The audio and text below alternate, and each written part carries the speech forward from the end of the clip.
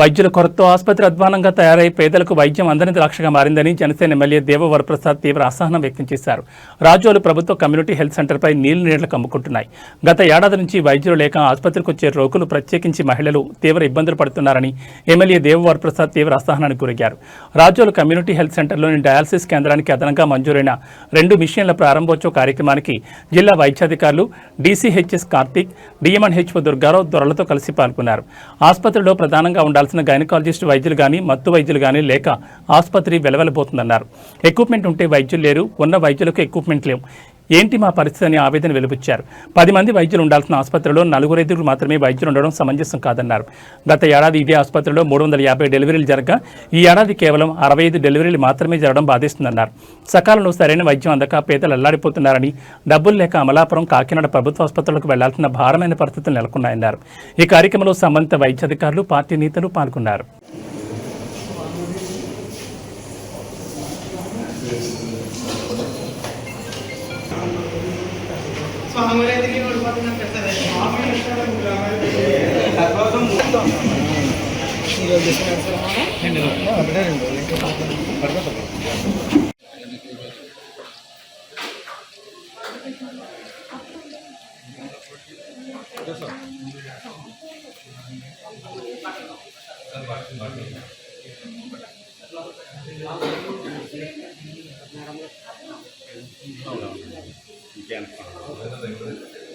సరే చూడండి సార్,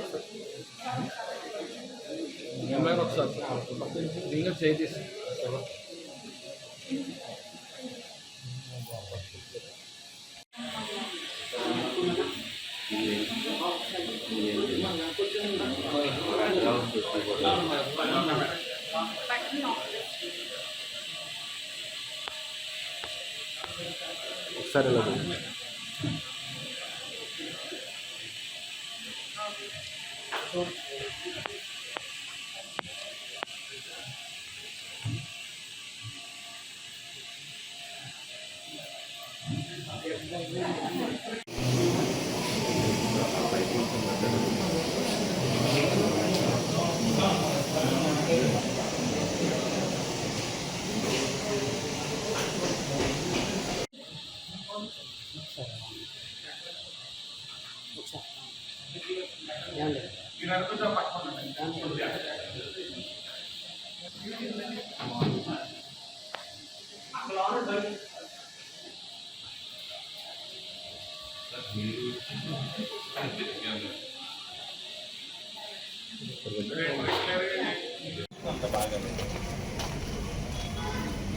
5 వేకెన్సీలు, దాంట్లో 2 గైనకాలజీ డాక్టర్కి సంబంధించిన వేకెన్సీలు, రెండు మొత్తంలో 2 శాంక్షన్ పోస్టులు ఉంటే 2 పోస్టులు ఖాళీ. ఇక్కడ అంటే 60% పేషెంట్స్ మన దగ్గరికి రానక్కర్లేదు. ఎందుకంటే ఒక గవర్నమెంట్ హాస్పిటల్కి 100 మంది వచ్చినట్టయితే 60 మంది మహిళలు వస్తారు. గైనకాలజీకి సంబంధించిన వేరు ప్రాబ్లమ్స్ తోటి వస్తారు, డెలివరీస్కి వస్తారు. ముఖ్యంగా ఎప్పుడైతే గైనకాలజిస్ట్ లేరో పరిస్థితిని మనం అర్థం చేసుకోవచ్చు. గత సంవత్సరం నుంచి నేను రిక్వెస్ట్ చేస్తా ఉన్నాను DCHS కార్తిక్ గారికి, అయ్యా మా దగ్గర ఒక్క డాక్టర్నైనా పొజిషన్ చేయండి. ఓపీ లేదు, డెలివరీ లేదు. 2024 స్టాటిస్టిక్స్ తీయండి. 350 మంది డెలివరీస్ జరిగినాయి. ఇక్కడ 350 డెలివరీస్ హాస్పిటల్ డెలివరీస్ జరిగాయి. ఈ సంవత్సరం 64 డెలివరీస్ జరిగాయి. ఏం చెప్పాలా, ఎవరికి చెప్పుకోవాలా? ఎన్నిసార్లు నేను మీకు ఫోన్ చేసి ఉంటాను, నేను ఎన్నిసార్లు మీ కమిషనర్ దృష్టికి తీసుకెళ్ళి ఉంటాను, నేను ఎన్నిసార్లు DMHO గారి దృష్టికి తీసుకెళ్ళి ఉంటాను. నేను దయించి ఈ విషయంలో గైనకాలజీకి సంబంధించిన డాక్టర్ను మాకు ఇమ్మీడియట్గా కావాలి.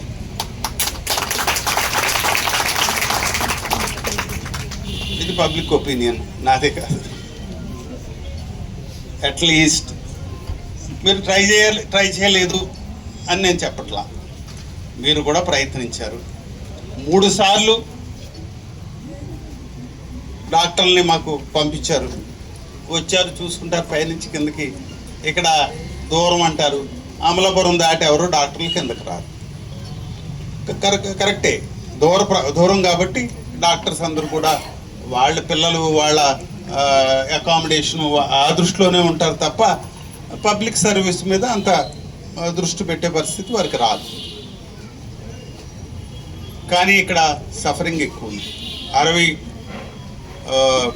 గ్రామ పంచాయతీలు ఉన్న నియోజకవర్గం మాది. 60 గ్రామ పంచాయతీలు కూడా అమలాపురం వెళ్ళాల్సి వస్తుంది, కాకినాడ వెళ్ళాల్సి వస్తుంది. డెలివరీకి కాంప్లికేట్ అయితే సర్జరీ చేయాల్సి వస్తే కాకినాడ పోవాల్సి వస్తుంది. కాకినాడలో టైం తీసుకుంటారు అక్కడ. ఇవి మాకున్న ప్రాబ్లమ్స్. ఇంకొక యాంగిల్ కూడా మీరు ఇక్కడ అర్థం అవ్వాలి మీకు కూడా. ఇది నేను ఎందుకు ఇలా డీటెయిల్డ్గా నేను చెప్తున్నాను, మీ టైం తీసుకుంటున్నానంటే అర్థం కావాలి.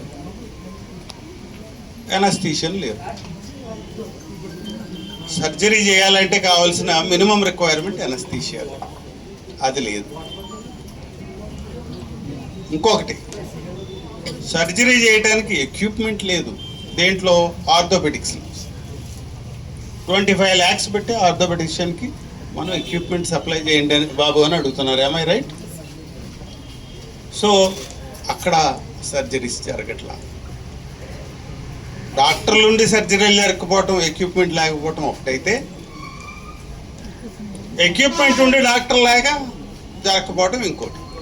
అంటే ఎటు పోయినా ఎటు వచ్చినా నష్టం మాకే నియోజకవర్గంలో. చివరికి ఏంటంటే ఎమ్మెల్యే వచ్చారు అని ఎన్ని చూసి కూడా మీరు ఏమి చేయలేకపోతున్నారు. ఇది నా మీద ఉన్న బ్లేమ్ ఈరోజు టుడే.